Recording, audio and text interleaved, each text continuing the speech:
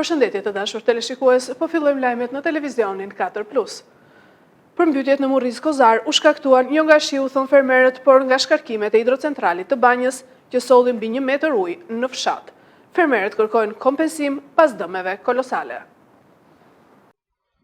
Komisioni i Pushtetit Vendor ka dalë dhe ka përfunduar verifikimin e dëmeve në terren pas përmbytjes së disa ditëve më parë, që la shkatërrim total në fshatin Murriz Kozare të njësisë administrative Fjershegan. Sipas administratorit të njësisë Fjershegan, është shënuar gjithçka që është dëmtuar. Njësinë administrative të Fjersheganit, dëmet kanë qenë goxha të konsiderueshme, pasi kemi qenë njësia më e prekur nga rreshjet e ditëve të fundit. Me njëherë pas kësaj situate, me një urdhër të bashkisë, kemi nisur verifikimin e dëmeve në terren. Sot kemi përfunduar të gjithë procesin e verifikimit në disa fshatra, pasi kemi qenë, siç thasht, më të prekurit dhe kemi pas një punë më voluminoze se njësitë e tjera, dhe jemi duke përcjell të gjithë proceset verbale të përkatëse në institucionet e prore për të vazhduar më pas punën normalisht. Fermerët që kanë patur të kultivuara perimet në sera janë më të dëmtuarit. Sipas tyre, uji i shkarkimit nga banja është shkaku i përmbytjes së papar në 34 vjet. Fermerët e fshatit Murriz Kozare i bëjnë thirrje qeverisë t'i ndihmojë duke i dhënë mundësinë të punojnë sërish, pasi në të kundërt ata nuk mund të mbijetojnë në këto kushte ku gjithçka që kanë investuar është zeruar. Ne na mbyti lumi semën. Ndaj shteti duhet të shohë ato hidrocentralet, ti kontrolloj që mos shkarkojnë sipas qefit tyre. Dëmet serat janë bërë, ja si që shikoni, balta në gjutë, më kej s'ka ku vete, ku do vejmë kej. Gjera tjera pas të tjerë të ankohen kotë. Unë kam 10 hektar grur, janë për mrekulli. I beri mirë, lere ankohen, jo pula fushe, pula deti. Dëmi është vetëm në sera. Vetëm në sera nuk hyet do të është balta është në gjutë 20 ponë. Sa po i mbollëm serat, edhe është bërë një dëm shumë i madh. Shpenzimi i serave 1-2 lym i vete 3 milion lekë. Edhe tani ne i themi shtetit, na dërshpërblej se ne nuk i mbjellim dot. Nuk kemi çfarë t'i bëjmë tani, duam ndim nga shteti. Tani kjo dihet që kjo se po t'ishte nga Zoti, nga natyra, e kupton, ne i morëm masat. Kjo e ka gjithë boti që ka ata tje lartë. Aina ka marrë më qaf mua edhe gjithë fermerët. Kjo është domatja që unë ka marrë 4 ditë për para se të na ndodhte kjo fatkeqësi që na ka ndodhur. Ndaj i bëj thirrje qeverisë të marrë masat për neve, se ne jemi të falimentuar. Kur them të falimentuar, ne s'kemi me mundësi as nga t'ja kapim, se ka dhe nga ne që kanë marrë kredira, vjen data e kredis, ai atje nuk do t'ja di. Ku do ta mbjellësh? Unë s'ka. Siç na ka mbytur në lumi, e kupton? Ky fidan, ky ka marrë çdo gjë, ky do ikin lum. S'ka. Ne jemi të falimentur. Ndaj qeveria duhet marrë masa për atë hidrocentralin atje lart, se neve nuk na mbyti Zoti. E kupton? Se ne ndaj Zotit nuk del askush në këtë dynja. Por është e gjithë keq menaxhimi atje lart. Dëmi shkaktuar nga përmbytjet është kolosal dhe fermerët kërkojnë kompensimin tani, që të mund të vijojnë aktivitetin e tyre në punët e bujqësisë. Rikonstruktimi i kopshtit tek ish-godina e gjendjes civile po shkon drejt fundit. Investimet dhe punimet po kryen nga Bashkia e Lushnjës, e cila garanton cilësinë e infrastrukturë dhe shërbim. Viti i ri u sjell vogëlushve të qytetit edhe një kopsht të rikonstruktuar dhe me infrastrukturë moderne, që ul ngarkesa në kopshtet e tjera përreth tij. Rikonstruksioni i objektit është financuar nga Bashkia e Lushnjë dhe po kryhet po nga punojësit e bashkisë. Ndërtesa ish gjendjes civile, një objekt 2 katësh, po përshtatet si ambient për kopësht dhe është drejt përfundimit të punimeve të rikonstruksionit total me hidroizolimin, termoizolimin, suvatimin e mureve dhe lyerjen, instalimet hidraulike dhe elektrike, shtrimin e korridoreve me pllakë dhe me parket i ambienteve të brendshme, vendosjen e kondicionerëve për ngrohje apo freskimin e hapësirave, sistemimi i hapësirave përreth, duke e kthyer në një ambient të përshtatshëm për mirërritjen e fëmijëve. 4 grupe të fëmijëve të arsimit parashkollor janë planifikuar të ndjekin kopshtin e ri, që ka një kapacitet prej 10 ambientesh me dhomë fjetje, hapësirë për zhvillimin e procesit mësimor për secilin grup, hapësirë planifikuar për kushinë dhe tualete. Kopshti do të jetë gati për vogëlushët për vitin arsimor 2026-2027. Ngricat shkatërrojnë rreth 30 ton domate fermerit në Zharrës të Patosit. Sipas tij, domi shkon 20 milion lek dhe pa ndihmë nga shteti, ai është i falimentuar. Rreth 30 ton domate janë shkatëruar plotësisht, duke sjellë një bilanc të rënd dëmesh për fermerin Fation Aslani në zonën e Zharrës në Patos. Ngricat e ditëve të para të vitit 2026 kanë goditur rënd serat e tij, duke shkatëruar të gjithë prodhimin. Pas 16 vitesh i angazhuar në kultivimin e perimeve në sera, Aslani tregon se asnjëherë më parë nuk ka përjetuar një dëm të tillë si pasojë e temperaturave nën zero. Unë ku erdha këtu brenda s'kisha parë asnjëherë aq ngrisë të fortë. Po asnjë bim nuk ishte e saktë. Tere kishin mbaruar. Nuk e di, i ziu, nuk e di. Sikur i kishte vend atë zjarrin në poshtë. Çdo gjë ishte mbaruar. Sa sipërfaqe keni ju të kultivuar me domate? Unë kisha 3 dylyme gjysë roze dhe 2 të kuqe. 5 gjysë. Secili. Të gjitha u dëmtuan? Po, të gjitha. Sa vite keni ju qeni kultivuesi perimeve këtu në zonë? Rreth 16 vjet. Në këto vite? 11. Në këto vite keni parë ndonjëherë ndonjë dëmtim të tillë kaq të madh? Jo. Vetëm një herë para 6 vjetësh për mbytje të sera tjetër. Edhe kjo jo për faj të kohës, por për faj në të tregut brendshëm i ka gryer, edhe s'ka marrë dëshmëblimin. Kam bërë denoncime dhe asgjë nuk ka.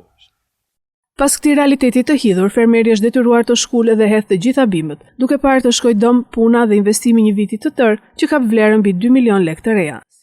E keni shkulur gjithë prodhimin? Po. Dhe pastrova dalë kështu. Sa llogaritet dëmi që është bërë? Dëmi është shumë. A llogaritet janë 10.000 bim këtu, llogaritet paktën 3 kg për bim. Kjo që bie 3 ton. E përkthyer në shumë financiare? 3 ton, paktën çmimi që ishte para vitit të ri, 900 lek i bie. Sa? Mbi 20.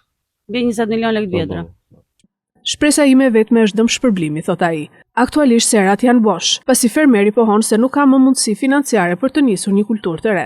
Ngricat e fillim vitit kanë dëmtuar 10 fermerë në zonën e Zharrës, por rasti Fation Aslanit konsiderohet më i rëndi, pasi domatja ishte në kulmin e prodhimit dhe në periudhën me çmimin më të mirë në treg, duke shumë fishuar humbjen ekonomike. Kryeministri Edi Rama ka mbajtur sot një mbledhje me grupin parlamentar të Partisë Socialiste dhe kabinetin qeveritar.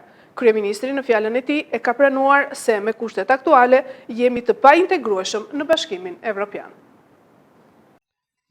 Sot në orën 10 nisi mbledhja e kryetarit të Partisë Socialiste Edi Rama me grupin parlamentar të Partisë Socialiste dhe kabinetin qeveritar. Kryeministri gjatë mbledhjes tha se këto 2 vite janë shumë të rëndësishme dhe të vështira, pasi do duhet të bëhet gati terreni për antarësimin e Shqipërisë në Bashkimin Evropian, ndërkohë që Shqipëria nuk plotson asnjë kusht për integrimin në Bashkimin Evropian. Sipas tij, siguria ushqimore nuk plotson asnjë kriter të BE-s. Sipas kryeministrit, vendi ynë nuk është në pozicionin e Francës apo vendeve të tjera që diskutojnë me BE-n, por në vendin që të negociojmë për antarësimin ton. Kryeministri Rama në fjalën e tij përmendi edhe ndryshimet në kuvent, ku do të vendosen piketat për godinën e parlamentit të ri, si edhe do të bëhet një transformim dhe modernizim i administratës së kuvendit. Në fund të fjalës së tij, kryeministri Edi Rama u ka kujtuar deputetëve që të vazhdojnë punën e tyre pasi braktisja e territorit nuk është opsion. Betejë kryesore është për sektorin e prodhimit ushqimor. Për të gjithë prodhuesit në fshat, për të gjithë sipërmarrjen që përpunon prodhimet ushqimore. Në kushtet e sotme, ne jemi të pa integrueshëm në Bashkimin Evropian për shkak të nivelit të pamjaftueshëm të sigurisë ushqimore sipas kritereve të Bashkimit Evropian. Dhe për këtë arsye, po përpiqemi të fitojmë një fazë të ndërmjetme prej 5 vjetësh, pas antarësimit. Por ama, vitet kalojnë shpejt dhe përgatitjet duhet të fillojnë tani.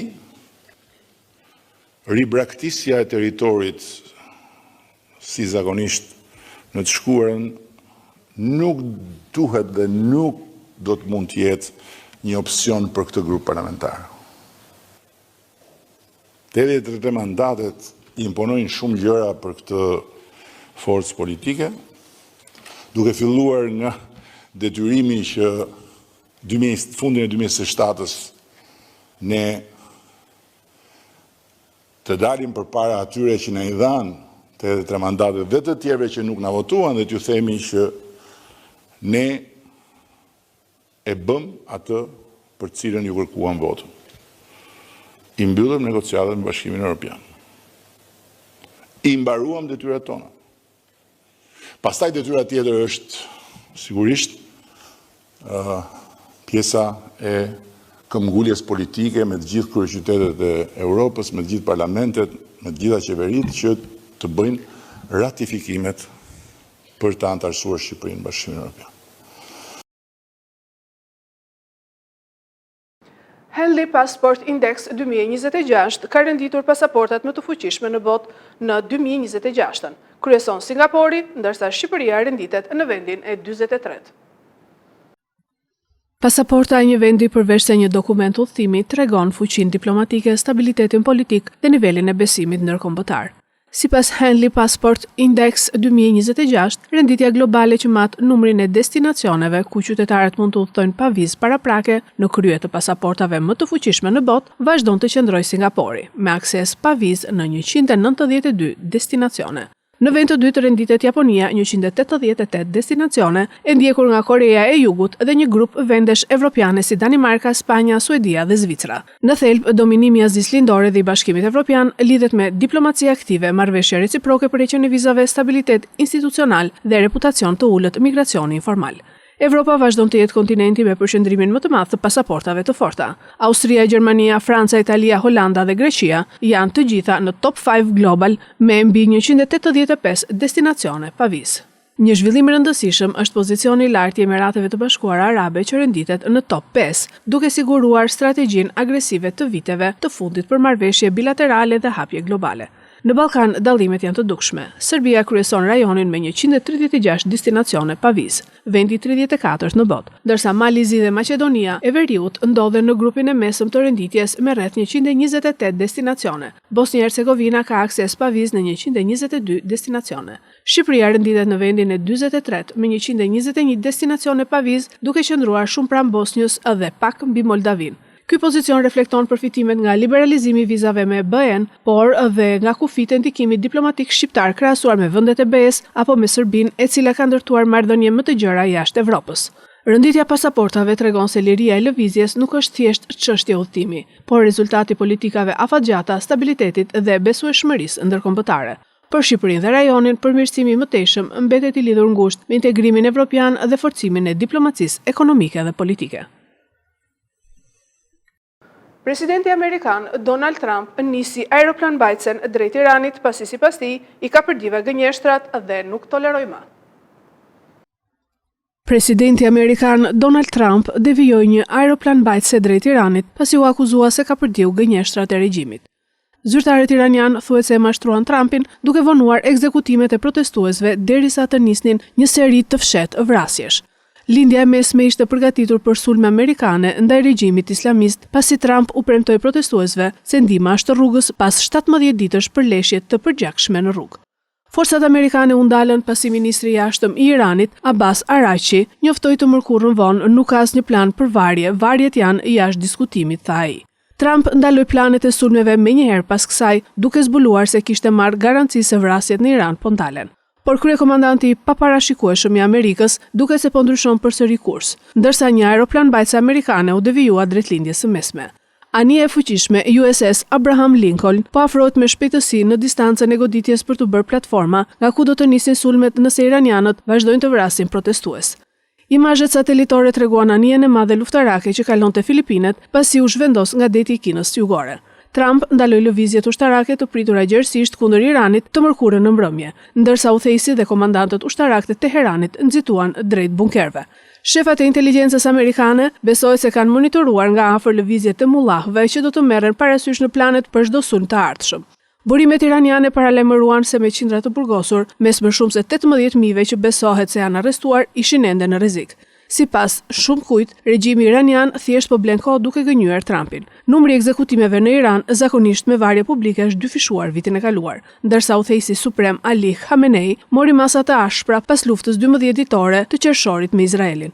Organizata për të drejtat e njerëzit në Iran me seli në Norvegji verifikoi të paktën 1500 ekzekutime deri në fillim të dhjetorit, duke shtuar se shumë të tjera kanë ndodhur që atëherë.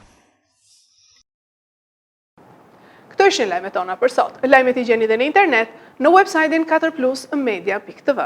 Bashkë mirupafshim.